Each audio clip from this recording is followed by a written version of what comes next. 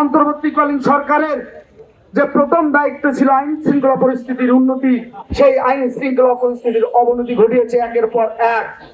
আমরা দেখলাম এই প্রায় 1 বছরে 1245 জন সারা বাংলাদেশে হত্যাকাণ্ডের শিকার হয়েছে, কিন্তু আমরা দৃশ্যমান কোনো পদক্ষেপ দেখিনি এই অন্তর্বর্তীকালীন সরকারের পক্ষ থেকে।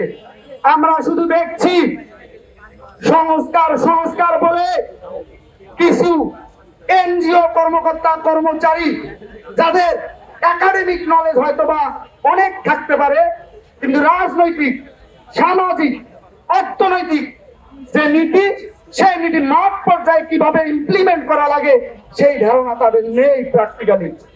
এই কিছু এনজিও কর্মী সংস্কার সংস্কার বলে বাংলাদেশের গণতন্ত্রপন্থী দলগুলোর মধ্যে বিভ্রান্তকর পরিস্থিতি তৈরি করেছে। 5 আগস্ট পরবর্তী সময়ে আপনারা যারা সামাজিক আন্দোলন থেকে বাংলাদেশের রাজনীতিতে একটি রাজনৈতিক প্ল্যাটফর্ম করেছেন, আমরা বাংলাদেশ জাতীয়তাবাদী ছাত্রদল তাদেরকে সহযোগিতা করার জন্য বারবার ঘোষণা দিয়েছিলাম। সামাজিক প্ল্যাটফর্ম থেকে রাজনৈতিক প্ল্যাটফর্মে এসেছেন, আমরা অবশ্যই আপনাদের সহযোগিতা করার মন মানসিকতা দিয়ে আমাদের কর্মসূচি পরিকল্পনা গ্রহণ করি। কিন্তু আপনারা একটি রাজনৈতিক প্ল্যাটফর্মে এসে যেভাবে একটি শক্তির বিরুদ্ধে, যে শক্তিটি বাংলাদেশের টিকে না থাকলে বাংলাদেশের স্বাধীনতা, সার্বভৌমত্ব, বাংলাদেশের গণতন্ত্র ভুলণ্ঠিত হবে, সেই শক্তির বিরুদ্ধে আপনারা উঠে পড়ে লাগলেন। আপনাদের উদ্দেশ্য কি?